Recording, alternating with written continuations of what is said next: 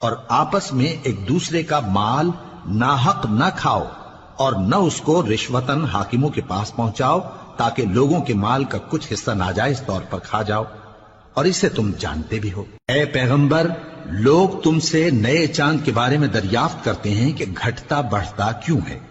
کہہ دو کہ وہ لوگوں کے کاموں کی میعادیں اور حج کے وقت معلوم ہونے کا ذریعہ ہے، اور نیکی اس بات میں نہیں کہ احرام کی حالت میں گھروں میں ان کے پچھواڑے کی طرف سے آؤ، بلکہ نیکوکار وہ ہے جو پرہیزگار ہو، اور گھروں میں ان کے دروازوں سے آیا کرو اور اللہ سے ڈرتے رہو تاکہ کامیاب ہو جاؤ۔ اور جو لوگ تم سے لڑتے ہیں تم بھی اللہ کی راہ میں ان سے لڑو، مگر زیادتی نہ کرنا کہ اللہ زیادتی کرنے والوں کو دوست نہیں رکھتا۔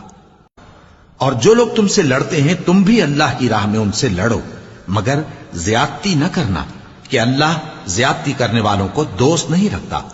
اور ان کو جہاں پاؤ قتل کر دو، اور جہاں سے انہوں نے تم کو نکالا ہے یعنی مکے سے، وہاں سے تم بھی ان کو نکال دو۔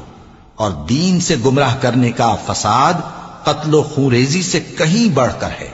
اور جب تک وہ تم سے مسجد حرام یعنی خانہ کعبہ کے پاس نہ لڑیں تم بھی وہاں ان سے نہ لڑنا۔ ہاں اگر وہ تم سے لڑیں تو تم ان کو قتل کر ڈالو، کافروں کی یہی سزا ہے۔ پھر اگر وہ باز آ جائیں تو اللہ بخشنے والا ہے، رحم کرنے والا ہے۔